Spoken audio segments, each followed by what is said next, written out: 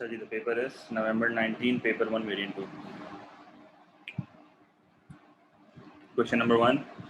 Which statement about factors of production is correct? तो factor of production आपको पता है land, labor, capital, enterprise. Capital is the amount of money borrowed from a bank. बिल्कुल गलत. Capital की हमारी जो है वो man made resource होता है. Capital is a man made resource. सही है. Labor is output made by an employee. बिल्कुल गलत. Output is basically your production. Output is your production. Output. Labour हमारा होता है फिजिकल एंड मेंटल एफर्ट. सही है. Labour is physical. लिख लो चीजें ताकि याद रहे आपको. Physical and mental effort of a human being. सही है. अच्छा. Land includes commercially grown rice crops. बिल्कुल गलत. कमर्शियली ग्रोन राइस क्रॉप्स एक अलग चीज होती है. Profit is the reward for enterprise, जो कि परफेक्ट आंसर है. सही है. Profit is the reward for enterprise. Enterprise की कोई पेमेंट नहीं होती. एंटरप्राइज का रिवॉर्ड होता है, जो कि एंटरप्राइज क्या होता है. एंटरप्राइज हमारा रिस्क टेकर होता है. एंटरप्राइज हमारा रिस्क टेकर होता है और ये जो है वो कंबाइन करता है अदर फैक्टर्स ऑफ प्रोडक्शन को. तो सिंपल सा सवाल था. Question number 2. The diagram shows two production possibility curves. सही है. सही हो गया. तो मुझे दो दिए हैं. यहाँ पर कैपिटल गुड लिखा हुआ है, यहाँ पर कंज्यूमर गुड लिखा हुआ है. ठीक है. Which statement about the movement from point X to Y is correct. अच्छा, तो इनिशियली मैं एक्स पे स्टैंड कर रहा हूँ ना, तो एक्स का मतलब है कि मैं करंटली जो हूँ वो यहाँ पर हूँ. मेरा वाई इतना है और एक्स इतना है. अब जो है वो मेरा एक्स थोड़ा सा बढ़ गया है. सही है. एक्स अब मेरा बढ़ गया है. अच्छा.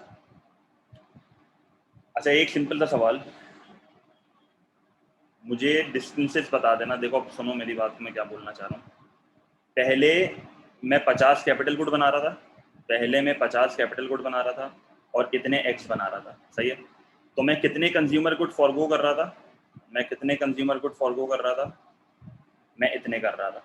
सही है. मैं इतने कंज्यूमर गुड फॉरगो कर रहा था. अब जो है मैं कितने कंज्यूमर गुड फॉरगो कर रहा हूँ. इतने कर रहा हूँ. सही है. तो ये मेरी अपॉर्चुनिटी कॉस्ट होती है, आपको पता है. तो सवाल में इसने बोला भाई कौन सी स्टेटमेंट सही है. तो कौन सी स्टेटमेंट सही होगी, एक एक करके देख लेते हैं.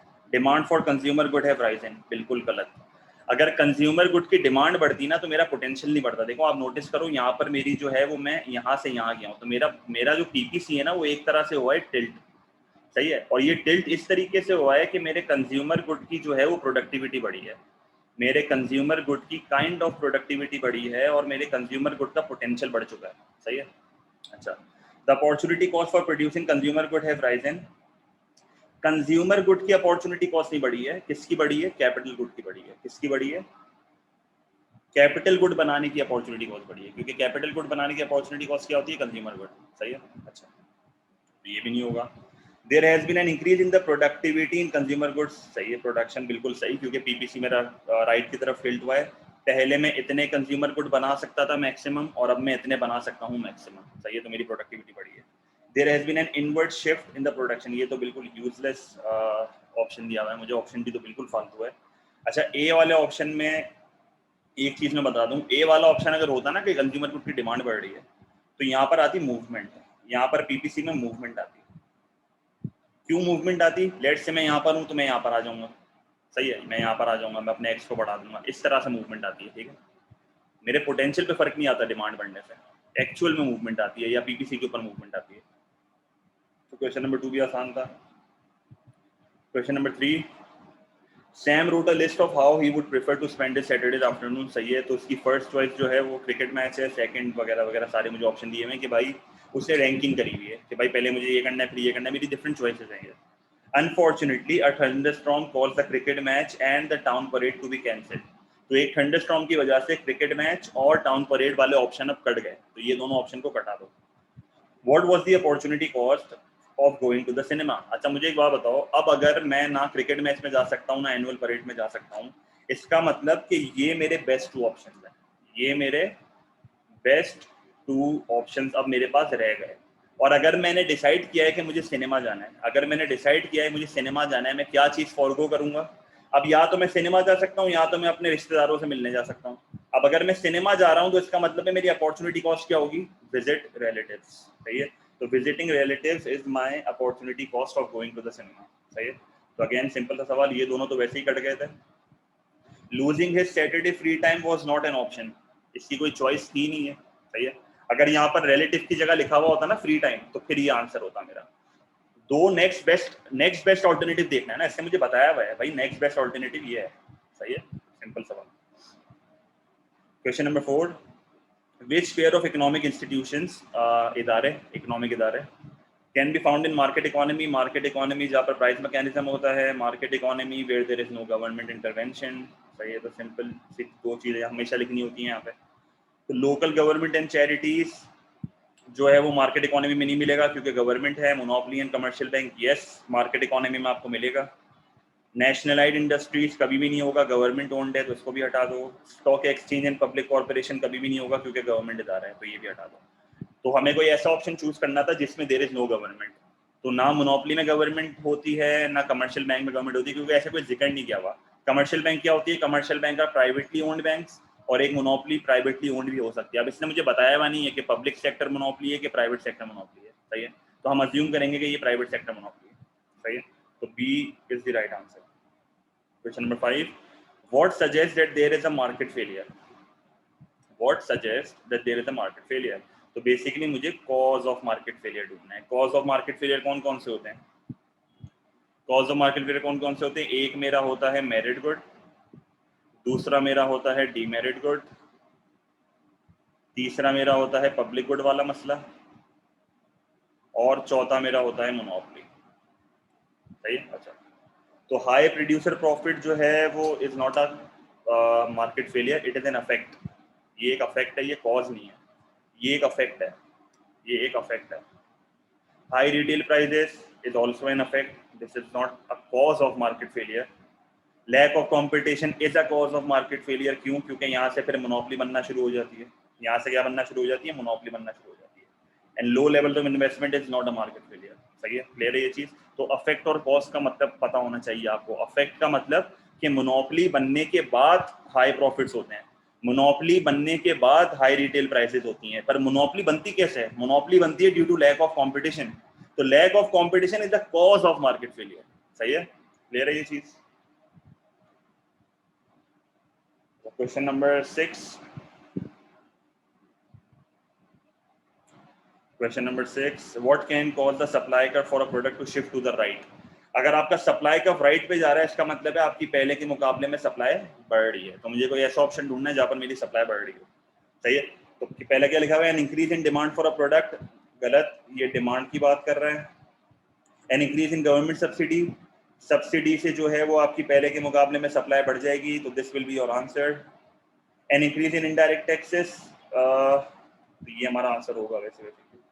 अच्छा, N increase in indirect taxes, indirect taxes बढ़ेंगे तो पहले के मुकाबले में सप्लाई गिरेगी, तो इसका मतलब है आपका सप्लाई का लेफ्टवर्ड जाएगा। सही है, लेफ्टवर्ड।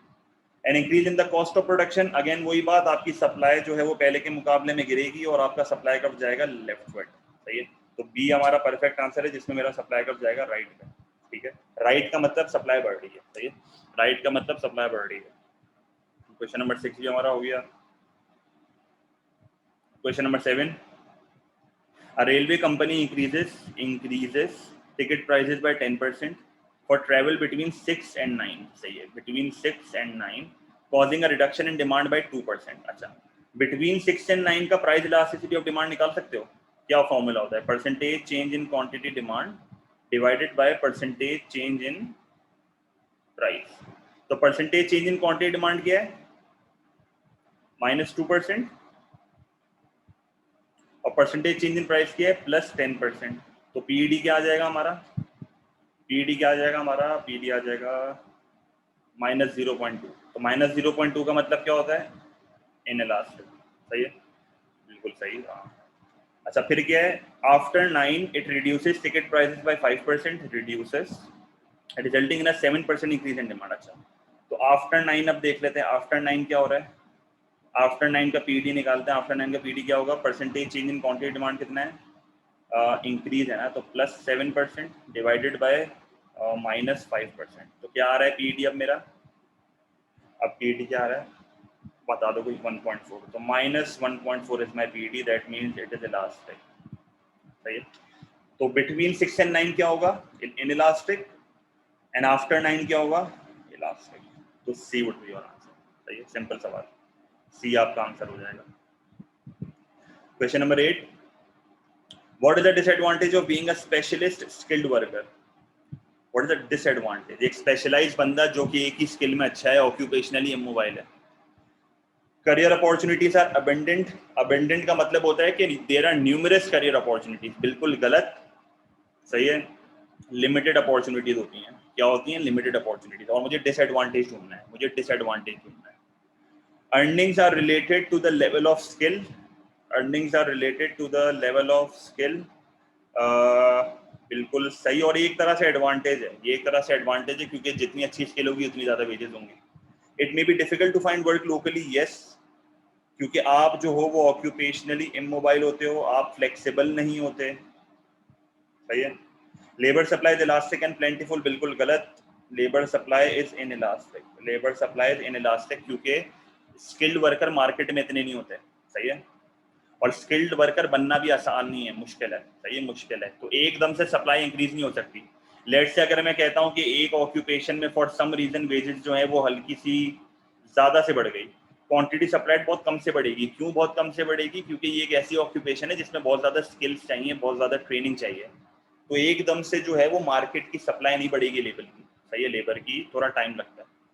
तो C is your perfect answer. Question number 9, what is not normally a function of central bank of a country? देखो, central bank of a country के फंक्शन सिंपल होते हैं, पर एक चीज हमेशा याद रखना, सेंट्रल बैंक के जितने भी काम होते हैं ना वो नॉर्मली मॉनेटरी से रिलेटेड होते हैं। मॉनेटरी से रिलेटेड जितने भी काम है वो सब सेंट्रल बैंक करती है। तो acting as a lender of the last resort, yes, is a function, क्योंकि अगर बैंक डूब रही है, गवर्नमेंट डूब रही है, तो उसको कौन बचाता है? सेंट्रल बैंक बचाती है। Issuing notes and coins, notes and coins का काम भी सेंट्रल बैंक का होता है, ऑब्वियस सी बात है, simple. Operating the government monetary policy, yes, ये भी सेंट्रल बैंक का काम है। Setting the government budget, no, this is not a function of central bank, ये आपकी फिस्कल पॉलिसी है। और ये आपकी फिस्कल पॉलिसी में सेंट्रल बैंक का कोई हाथ नहीं होता, सही है। फिस्कल पॉलिसी में सेंट्रल बैंक का कोई हाथ नहीं होता, वो गवर्नमेंट के अलग इदारा होता है, सही है। क्लियर है ये चीज? कोई मसला?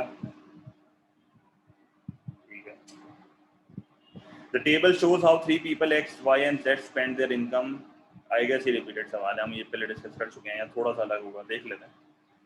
For these 3 people, what is most likely order of income from highest income to lowest income? अच्छा, इन तीनों में से हाईएस्ट इनकम किसकी है? ये मैंने इसकी लॉजिक दी थी। इन तीनों में से हाईएस्ट इनकम किसकी है? बहुत सिंपल सा सवाल है, जेड की है। क्यों जेड की हाईएस्ट इनकम क्यों है? क्योंकि ये फूड पे सबसे कम खर्चा कर रहा है। इसका मतलब इसकी इनकम का एक छोटा सा हिस्सा फूड पे जा रहा है। अगर इसकी इनकम का छोटा सा हिस्सा फूड पे जा रहा है, इसका मतलब है इसकी इनकम बहुत ज्यादा है, तभी तो वो एंटरटेनमेंट और लग्जरी पे खर्चा कर रहा है। सबसे लोवेस्ट इनकम किसकी है? सबसे लोवेस्ट इनकम किसकी होगी? तो ये हमारा हो गया हाईएस्ट। लोवेस्ट किसकी होगी? वाई की होगी, क्योंकि पर्सन वाई जो है वो फूड पे अपनी इनकम का 50% जो है हिस्सा डाल रहा है। तो फूड पे 50% जा रहा है, इसका मतलब है साले की इनकम ही इतनी नहीं है, सही है। तो हाईएस्ट कौन सा है मेरा? हाईएस्ट इज जेड, सही है। लोवेस्ट क्या है? लोवेस्ट इज वाई, तो बीच वाला एक्स होगा, तो C is the perfect answer, सही है, सी इज द परफेक्ट आंसर, क्योंकि पहले जेड आता है और जेड के बाद मेरा लोवेस्ट आता है वाई, तो इसका मतलब है बीच में एक्स होगा, सही है। तो जेड एक्स वाई, सही है। तो ये मेरी हाईएस्ट टू लोवेस्ट इनकम जो है वो परफेक्ट पैटर्न मुझे शो कर रहा है। अच्छा, फिर a musician has a choice of playing for an orchestra in either Germany or England, सही है। Which combination of incomes and cost of living is most likely to cause her to choose German orchestra? सही है, orchestra होता है, orchestra होता है, पता नहीं, orchestra होता है। खैर, कह रहा है कि भाई ये जो है वो जर्मनी में काम क्यों करना चाहेगी? तो जर्मनी में ये तभी काम करना चाहेगी जब इसकी इनकम ज्यादा होगी और कॉस्ट ऑफ लिविंग कम होगी। अच्छा, नॉर्मली बच्चे कंफ्यूज क्या होते हैं? एक चीज हमेशा याद रखना, after tax income should be higher.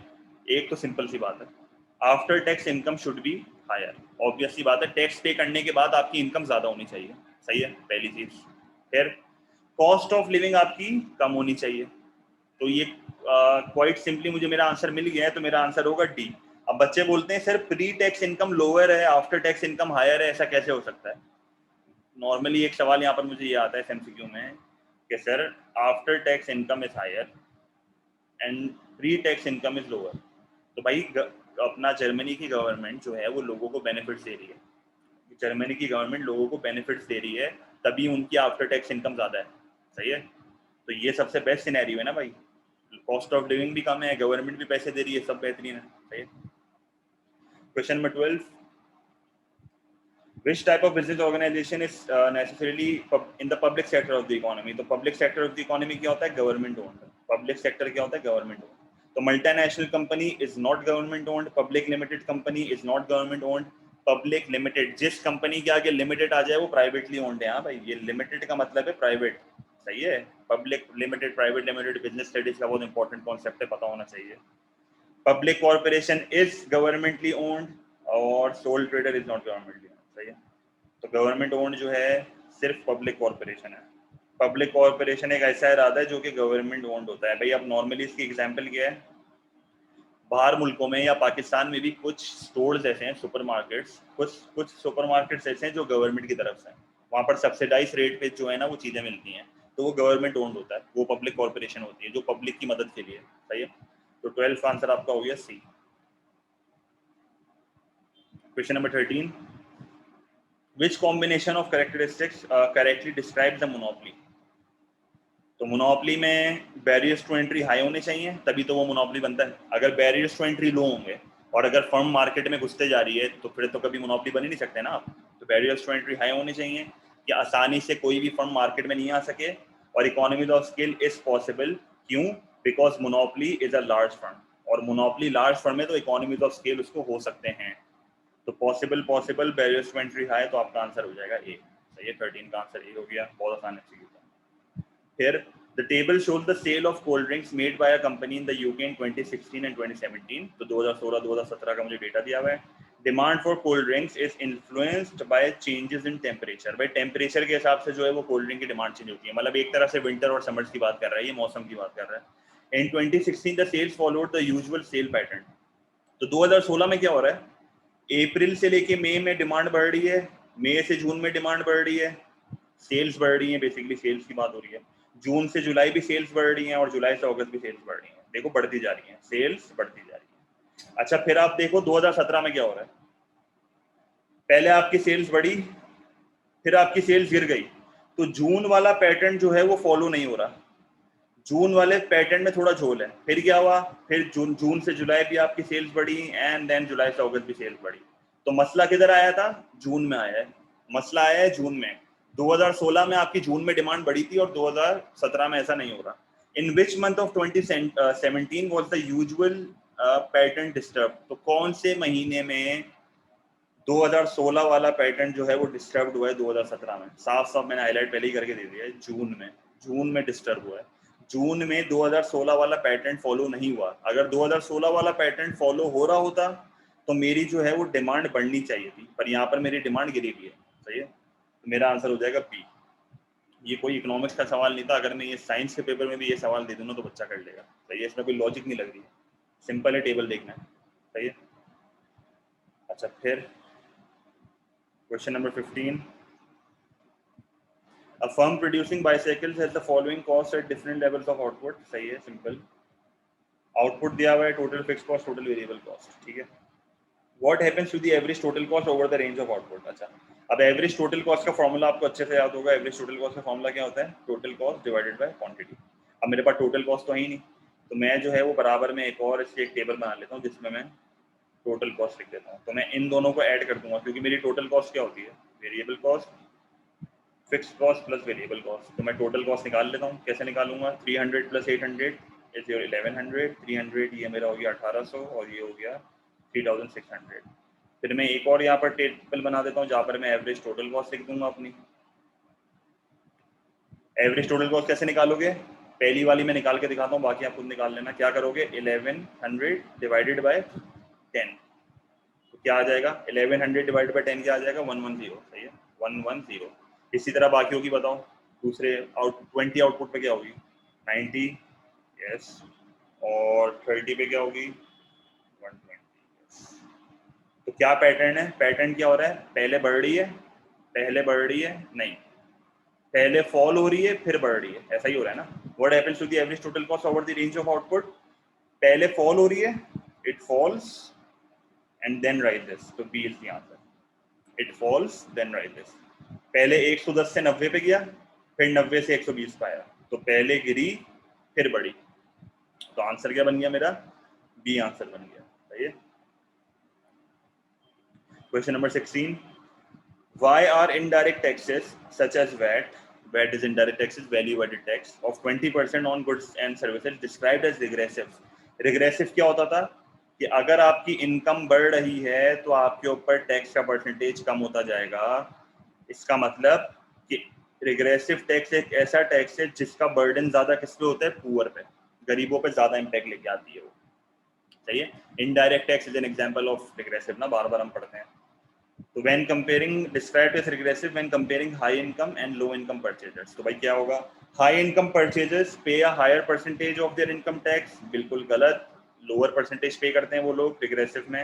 High income purchasers pay a lower percentage of their income tax. Yes, ये मेरा correct answer है, क्योंकि जिसकी इनकम ज्यादा होती है वो टैक्स का परसेंटेज कम देता है, तभी तो रिग्रेसिव इन नेचर है, तभी तो पुअर पे बर्डन आता है.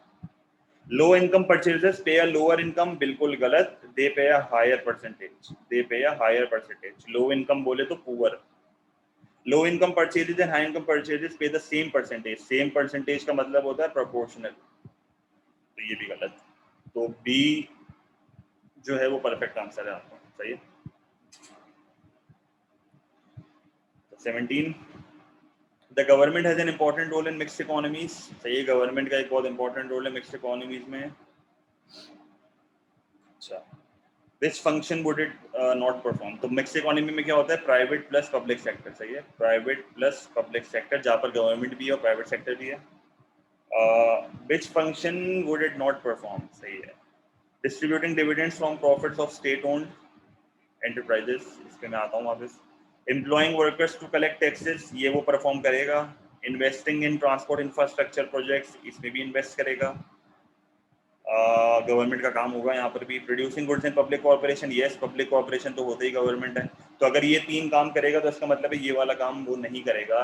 Distributing dividends from profits of state owned enterprises, again वही चीज, स्टेट ओन्ड एंटरप्राइजेस हैं और नॉर्मली स्टेट ओन्ड. अब ऐसा ही एक ऐसा रोल है जो कि कोई भी कर सकता है, स्पेसिफिकली गवर्नमेंट ये काम नहीं करती. सही है. और एक और चीज में भी बता दूं आपको, ये जो है ना प्रॉफिट का इनका एम ही नहीं होता. एक सिंपल सी बात है, स्टेट ओन्ड एंटरप्राइज का जो है वो प्रॉफिट का एम ही नहीं होता. ये लोग बेसिकली जो काम करते हैं वो सोशल वेलफेयर पे करते हैं. सही है. तो बाकी तीन ऑप्शन जो है वो मेरे सही हैं. ये वाला ऑप्शन जो है वो मेरा थोड़ा सा वो है, डिबेटेबल है. सही है.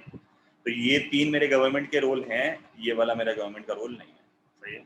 ऑप्शन ए मेरा आंसर है. 18. Which combination of policy measures would be effective in reducing the effects of recession? सही है, रिसेशन. तो रिसेशन में क्या होता है? एग्रीगेट डिमांड अपनी गिरती है.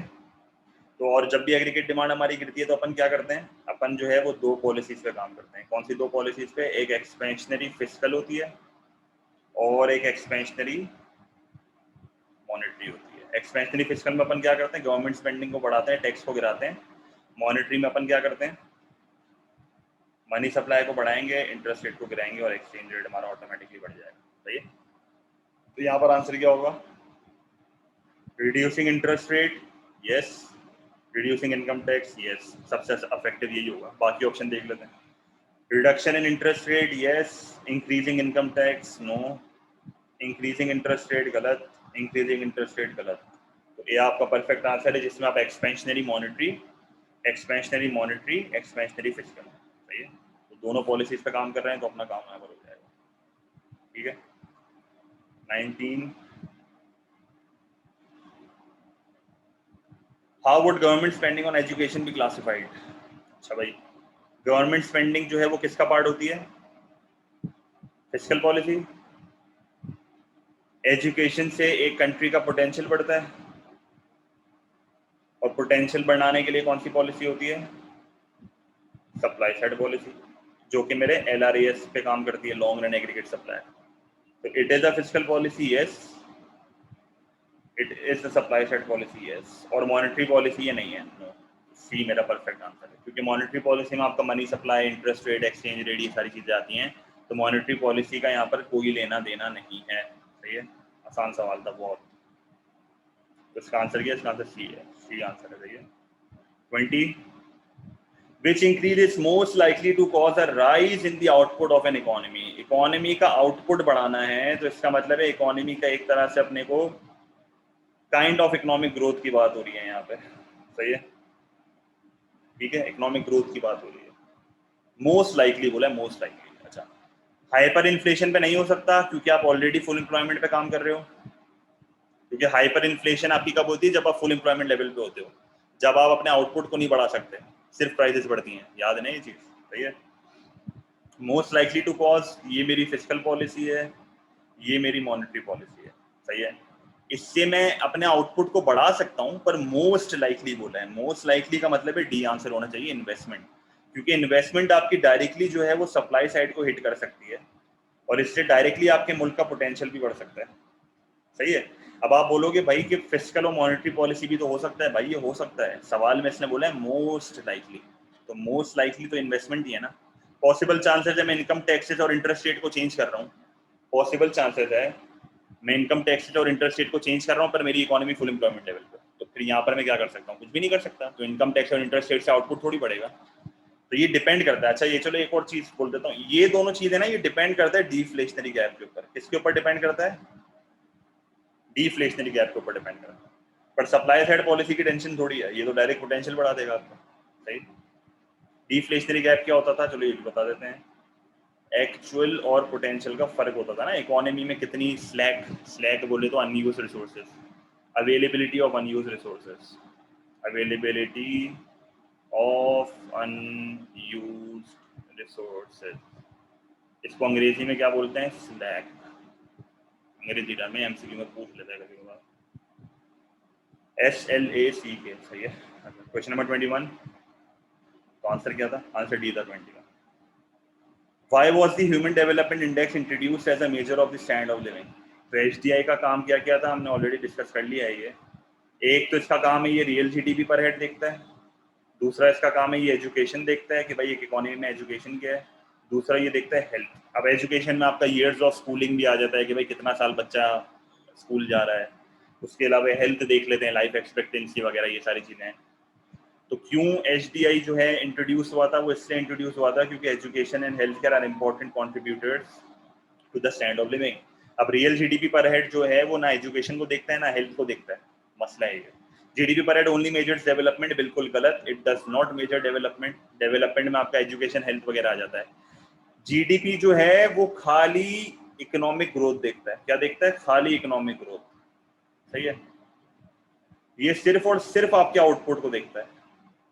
Inequality can only be measured by HDI, बिल्कुल गलत, inequality can not be measured by HDI, सही है। इनइक्वालिटी मेजर करने के अलग अलग तरीके होते हैं। Literacy rate are not as effective as the measure of, बिल्कुल गलत भाई, literacy rate are effective, are not ineffective है। लिटरेसी रेट से पता चलता है कि इकोनॉमी में लोग कितने पढ़े लिखे हैं, क्या उनका स्टैंडर्ड ऑफ लिविंग है, क्या उनकी औकात है, सही है। 22, तो 21 का ये हो गया। 22, during periods of high unemployment across the entire labor force, the highest unemployment rate in the economy is often in the rate of 16। अच्छा ये कह रहा है कि भाई जब एक इकोनॉमी में जो है वो अनएम्प्लॉयमेंट आती है तो नॉर्मली जो अनएम्प्लॉयड लोग होते हैं ना वो कौन से होते हैं? जो 16 से 19 साल की एज के बीच में होते हैं। क्योंकि क्यों होते हैं, अब ये वजह पूछ रहा है हमसे। This statement explains why 16 to 19 year olds may find it difficult to find a job। क्यों इनको जॉब मुश्किल से मिलती है? The incentive to earn an income is lower, बिल्कुल गलत, इंसेंटिव बहुत हाई होता है भाई, जवान कौम है, पैसा कमाने की इनको मस्ती होती है। Their wages are lower than those of adults, ये कोई रीजन नहीं होती, और अगर ये रीजन होती, वेजेस कम होती, तो इनकी एम्प्लॉयमेंट तो ज्यादा होनी चाहिए, क्योंकि जब अगर वेजेस कम होंगी तो इनकी क्वांटिटी डिमांड फॉर लेबर ज्यादा होगी। ये तो गलत स्टेटमेंट हो गई। They lack both the work experience and the necessary skills, yes, एक तो वर्क एक्सपीरियंस इनके पास नहीं होता और दूसरा इनके पास स्किल नहीं होती, तभी इनको हायर नहीं किया जाता। They prefer leisure activities to long working hours, बिल्कुल गलत, जवान बंदा है भाई काम ज्यादा करता है, सही है। जैसे जैसे आगे बढ़ते हो फिर आपके आवर्स कम होते जाते हैं, सही है। तो 22 का आपका आंसर हो गया सी। 23, Venezuela a leading world oil producer is experiencing hyper inflation. तो हाइपर इन्फ्लेशन का मतलब जब आपकी प्राइसेस जो है वो बहुत तेजी से बढ़ती हैं, सही है। बहुत तेजी से आपकी प्राइसेस बढ़ती हैं, ऑफ ओवर 400%, देखो बोल भी दिया, per annum in recent years. How does hyper inflation affects an economy? तो प्राइसेस राइज वेरी रैपिडली, पागलों की तरह बस बढ़ी रही होती है। अफेक्ट क्या होगा? Value of fixed asset remain stable, बिल्कुल गलत। जब आपकी प्राइस ऊपर नीचे होती है तो वैल्यूज में भी फर्क आता है, स्टेबल नहीं होती। फिक्स्ड एसेट की प्राइस जो है वो ऊपर नीचे होगी, सही है। अब जैसे इन्फ्लेशन होती है तो चीजें महंगी हो जाती है ना, तो हाइपर इन्फ्लेशन में प्राइसेस स्टेबल कैसे होंगी? प्राइसेस तो बढ़ेंगी, वैल्यू बढ़ेंगी। Money has limited worth as a medium of exchange, perfect परफेक्ट। देखो हमेशा याद रखना, जब भी एक इकोनॉमी में हाइपर इन्फ्लेशन होता है ना, तो मनी का एक बहुत इंपॉर्टेंट फीचर है medium of exchange, generally acceptable. Medium of exchange का मतलब होता है जनरली एक्सेप्टेबल, कि आप जहां भी अपनी नोट लेके जाओगे हर बंदा वो नोट एक्सेप्ट कर लेगा और आपको चीज सामने से दे देगा। जब एक इकोनॉमी में हाइपर इन्फ्लेशन होता है ना, तो लोगों का नोट में से भरोसा उठ जाता है। क्यों भरोसा उठ जाता है भाई? लेट से मैं कहता हूँ कि मैं अपने घर से एक नोट लेके निकला और मैं एक दुकानदार के पास गया, उस दुकानदार ने बोला भाई मुझे पैसा नहीं चाहिए, इस पैसों की कोई वैल्यू नहीं है, 400% की इन्फ्लेशन आ रही है, ये नोट की कोई वैल्यू ही नहीं है। इस नोट की औकात, क्योंकि देखो होता क्या है, जब एक इकोनॉमी में इन्फ्लेशन आती है, जब एक इकोनॉमी में इन्फ्लेशन आती है तो वैल्यू ऑफ मनी जो है ना वो गिरती है। तो वो बंदा बोलेगा भाई इस पैसे की वैल्यू गिरते जा रही है, मुझे पैसा नहीं चाहिए, मुझे रिटर्न में कुछ सामान दे दे। तो वो वापस फिर अपन बाबा आजम के जमाने पे आ जाते हैं। अपन फिर कौन से जमाने पे आ जाते हैं? अपन आ जाते हैं बार्टर सिस्टम पे। जब भी एक इकोनॉमी में हाइपर इन्फ्लेशन होती है ना, तो इकोनॉमी वापस बार्टर सिस्टम पे आ जाती है, चीजें एक्सचेंज करते हैं, सही है। जैसे भाई किसी को शुगर चाहिए तो मैं सामने से सॉल्ट दे दूंगा, सही है। तो barter system, exchanging goods and services, सही है। अपन पैसों से चीजें एक्सचेंज नहीं कर रहे। तो डी मेरा परफेक्ट आंसर है। 24, what is most likely to increase as a country becomes more developed? एक कंट्री डेवलप्ड हो रही है तो क्या इंक्रीज होगा? इनकम इंक्रीज होगी, बिल्कुल सही। एवरेज साइज ऑफ फैमिली आपकी गिरेगी, क्योंकि जो है आपकी इकोनॉमी में बर्थ रेट वगैरह जो है वो मतलब एक तरह से average size of family, birth rate गिरती है ना, तो बर्थ रेट आपका गिरता है, आपकी पॉपुलेशन बेसिकली रुक जाती है, स्टेबल हो जाती है। आपकी पॉपुलेशन स्टेबल हो जाती है तो एवरेज साइज ऑफ फैमिली कम हो जाता है, क्योंकि बर्थ रेट फॉल होती है। इन्फेंट मोर्टेलिटी रेट आपका फॉल होगा, क्योंकि आपको बेटर हेल्थ केयर मिलता है, बेटर हेल्थ केयर मिलता है, बच्चे कम मरेंगे। The proportion of income spent on food जो है वो आपका कम हो जाएगा, क्योंकि आपका इनकम बढ़ेगी। तो जब आपकी इनकम बढ़ेगी तो पहले के मुकाबले में आप जो है वो लग्जरी वगैरह पे ज्यादा खर्चा करोगे, सही है। तो ए आपका परफेक्ट आंसर है कि हाउस होल्ड इनकम जो है वो बढ़ जाएगी, कंट्री डेवलप्ड हो रही है। 25, in Botswana better health care has meant the birth rate has been falling, बिल्कुल सही है। बेटर हेल्थ केयर होगा, बेटर एजुकेशन होगी, बेटर नॉलेज होगी, तो बर्थ रेट जो है वो फॉल तो होगा। Faster than the death rate, also the number of children born on average to each woman has declined from 6.4 to 3.2. तो ऑन एवरेज एक फीमेल पहले 6.4 बर्थ दे रही थी, अब दे रही है 3.2। तो इसकी रीजन क्या है? What may be concluded from this information, government spending on education will need to be increase, बिल्कुल गलत। अगर एक मुल्क में पॉपुलेशन ही कम हो रही है तो स्पेंडिंग ऑन एजुकेशन क्यों बढ़ेगी? Medical improvements have resulted in falling infant mortality rates, बिल्कुल सही। ये पॉसिबल मेरा आंसर है यहाँ पे, सही है। अच्छा, उसके अलावा there will be a decline in income for each person working, बिल्कुल गलत। इनकम बढ़नी चाहिए क्योंकि पॉपुलेशन कम हो रही है ना, तो पर हेड बढ़ेगा। There will be in the long run an increase in the working population, गलत। वर्किंग पॉपुलेशन डिक्रीज होगी, क्योंकि यहाँ पर बर्थ रेट कम हो रहा है ना। अब ये आंसर क्यों है? ये एक जनरल आंसर है, ये एक जनरल आंसर है कि बेटर हेल्थ केयर से क्या होता है। मेरे ख्याल में इसका इससे कोई लिंक नहीं है इतना, ठीक है। 25 का बी आंसर है, perfect. 26, the table shows the percentage share of GDP held by the richest 20% and the poorest 20% of the population in each country. अब इस स्टेटमेंट का मतलब क्या है? ये सबसे अमीर तबका है, ये जो ये बोल रहा है कि 20% सबसे अमीर 20% और सबसे गरीब 20%, सही है। अच्छा, which country at the extremes of income and poverty? तो रिच और पुअर का जहां पर गैप सबसे ज्यादा होगा वो मेरा आंसर होगा, सही है। जहां पर रिच और पुअर का गैप सबसे ज्यादा होगा, तो रिच और पुअर का गैप सबसे ज्यादा कब होगा? जब आपका अमीर बहुत ज्यादा अमीर होगा और गरीब बहुत ज्यादा गरीब होगा। तो अमीर सबसे ज्यादा अमीर किधर है? यहाँ पर है। और गरीब सबसे ज्यादा गरीब किधर है? यहाँ पर है। तो यहाँ पर अमीर और गरीब का जो है वो सबसे बड़ा गैप आ रहा है, तो इसका मतलब है सबसे ज्यादा इनइक्वालिटी जो है ना वो इस कंट्री में होगी, एक्सट्रीम इनइक्वालिटी, सही है। इस कंट्री में बहुत ज्यादा जो है वो इनइक्वालिटी होगी, क्योंकि सबसे अमीर 20% और सबसे गरीब 20% में बहुत फर्क है, सही है। तो डी मेरा परफेक्ट आंसर है। अच्छा, what would cause a favorable change in the Kenyan trade and services invisible। अच्छा, कीनिया का डेटा दिया हुआ है, Kenya trade and services invisible account, सही है। इनविजिबल में क्या किया जाता है? आपका टूरिज्म आ जाता है, आप सर्विसेज दे सकते हो।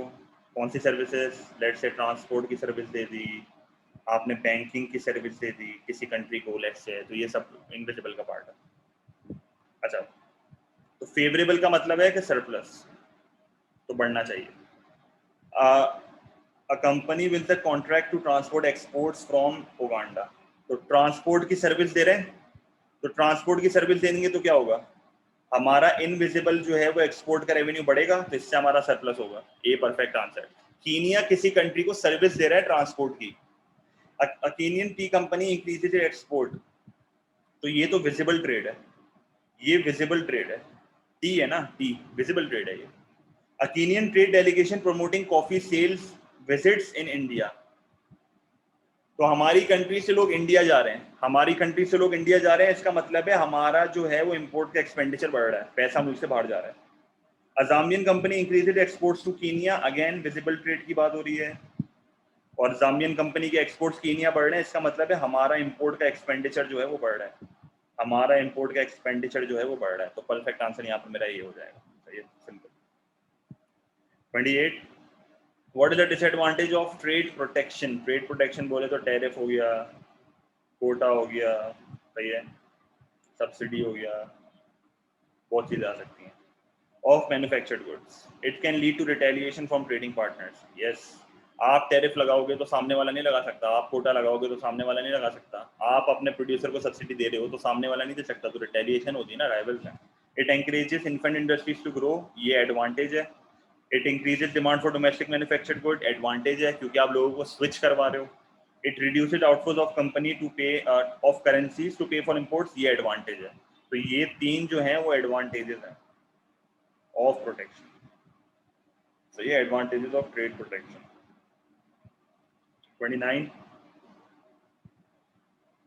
what would cause a rise in the deficit of the current account of the balance of payment? अच्छा, तो करंट अकाउंट में आपको पता होना चाहिए, ट्रेड इन गुड्स आता है, ट्रेड इन सर्विसेज आता है, नेट इनकम्स आती हैं। नेट इनकम को दूसरे लफ्जों में अपन क्या बोलते थे? प्राइमरी, और आपका आ जाता है नेट ट्रांसफर्स, सही है। इसको दूसरे लफ्जों में अपन क्या बोलते हैं? प्राइमरी इनकम, और इसको क्या बोलते हैं? सेकेंडरी इनकम, सही है। अच्छा, फिर तो डेफिसिट है ना, डेफिसिट का मतलब है कि आउटफ्लोज जो हैं एक्सीड कर रहे हैं इनफ्लोज को, simple. A fall in the foreign direct investment into the country, हाँ भाई, इससे तो फर्क ही नहीं पड़ेगा, ये पार्ट ही नहीं है, ये करंट अकाउंट का पार्ट ही नहीं है, इन्वेस्टमेंट वगैरह फाइनेंशियल अकाउंट में आता है। A fall in the interest earned on overseas investment by the country, yes, a fall in the interest, इसका मतलब है मेरा नेट इनकम जो है वो कम हो रहा है, मेरा नेट इनकम्स कम हो रहा है, इसका मतलब है एक तरह से मेरे मुल्क में पैसों का इनफ्लो कम हो रहा है, क्योंकि ये जो इंटरेस्ट वगैरह है ना, वो याद है ना आपको, subsequent and immediate and subsequent effect, तो हमेशा याद करो सब्सिक्वेंट इफेक्ट आपके नेट इनकम में आता था करंट अकाउंट में, क्योंकि इंटरेस्ट, अब अगर इंटरेस्ट फॉल होगा तो आपकी नेट इनकम कम होगी, नेट इनकम कम होगी तो करंट अकाउंट कम होगा, डेफिसिट होगा। A fall in the value of imported manufactured goods into the country, तो आपके इंपोर्ट एक्सपेंडिचर कम हो रहा है, आपका इंपोर्ट एक्सपेंडिचर कम हो रहा है, इसका मतलब है आपका सरप्लस होगा, तो ये भी नहीं हो सकता। Arise in the revenue earn from the tourism industry, तो आपका एक्सपोर्ट का रेवेन्यू बढ़ रहा है, तो इससे तो आपका सरप्लस होगा, तो ये भी आपका आंसर नहीं होगा, तो बी आपका परफेक्ट आंसर है, जो आपके नेट इनकम को फॉल कर रहा है, सही है। 30, what would reduce the volume of international trade in the world economy? Volume बोले तो क्वांटिटी, इंटरनेशनल ट्रेड जो ट्रेडिंग हो रही है ना, वो क्वांटिटी कैसे कम होगी गुड्स एंड सर्विसेज की? A German bank making loan to Nigerian company, इससे मेरी क्वांटिटी का कोई लेना देना नहीं है, तो आप गुड्स एंड सर्विसेज की बात हो रही है, वॉल्यूम की। A Japanese car manufacturing establishing a factory, again इससे मेरा वॉल्यूम बढ़ेगा, इससे मेरा वॉल्यूम बढ़ेगा, फैक्ट्री बन रही है। The Canadian government introducing quotas, yes, quotas is a physical limit on imports, it is a physical limit, तो इससे आपकी इंपोर्ट कम होगी, आपका इंटरनेशनल ट्रेड का वॉल्यूम वर्ल्ड वाइड कम हो जाएगा, तो C is the perfect answer, इससे आपकी क्वांटिटी कम होगी। The Swedish government granting aid to Somalia, again आप इंटरनेशनल ट्रेड को एनकरेज कर रहे हो, एड दे रहे हो, तो इसका मतलब है कि भाई इंटरनेशनल ट्रेड का वॉल्यूम जो है वो बढ़ेगा। तो 30 का आंसर इज सी। सही है, ये भी हमारा पेपर हो गया।